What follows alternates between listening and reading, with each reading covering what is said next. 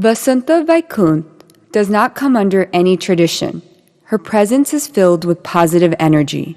She believes in living by one's own nature and experience, bliss and inner happiness. The whole world is caught in the illusion of fear as the ultimate truth is not known. Acceptance of life will put your mind at rest, she says. She is a true guiding force for the younger generation that reflects in the website of lifenliving.org. So I'm going to tell you about the art of dying. The topic may sound, or the phrase may sound a bit strange, but my dear friends, all that happens in our life is quite strange at times. And there cannot be anything more true than your own death. And there is nothing to fear, because it's certain. It cannot be changed. And the fear, what causes that fear in me, not only of death, of so many things in my life. The fear of losing, which I don't own. The fear that I'm going to have diseases. The fear that I'm going to die. Let me tell you one thing about a different concept of death. When you part, like when you are born, your death is certain. When you live, parting is also certain, because everything is going to change. Like the seasons change, your mind changes, your body changes. When I'm younger, my body has to age. How do I know I'm aging? Only when I look into my mirror. Otherwise, when I'm sitting without looking at the mirror, I'm very young at heart. My mind is very young, but my body has aged. So everything has a process of growth and destruction. Everything has to part from us. So each parting is a death for us. Each parting, what I mean is, each phase of life is death for us. From the childhood, I graduate into a teenager, then there is death.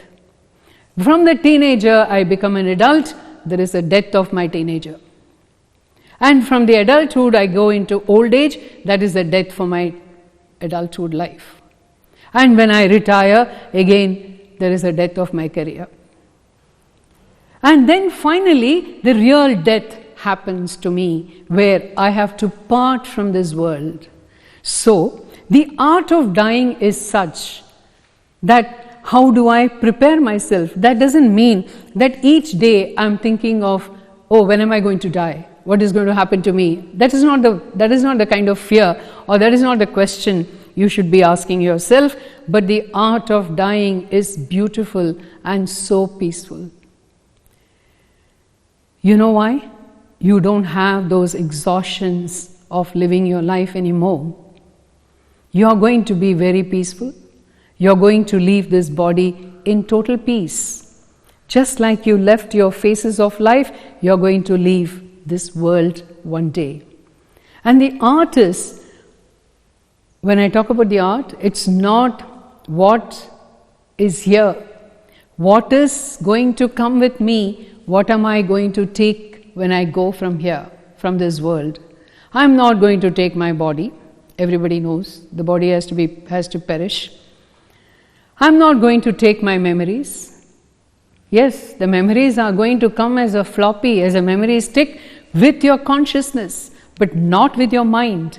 The moment the body dies, the mind dies. Because, for example, when I go through the process of KG1, KG2, first standard up to my graduation, I don't remember all of that. Again, I have to take another life. Again, I have to go to the school and learn all of this again. So my memory in the mind is not going to stay with me. Then what is going to stay with me when I go, and why am I struggling so much for something I'm not going to take? What are you going to take? You are going to take your positive actions. What good have you done in your life for others? Not only for yourself, for others. What good? Why others? At the time of death, what comes to your rescue to have an easy death is the blessings of all those whom you have helped, the blessings of all those whom you have cared for, whom you have loved.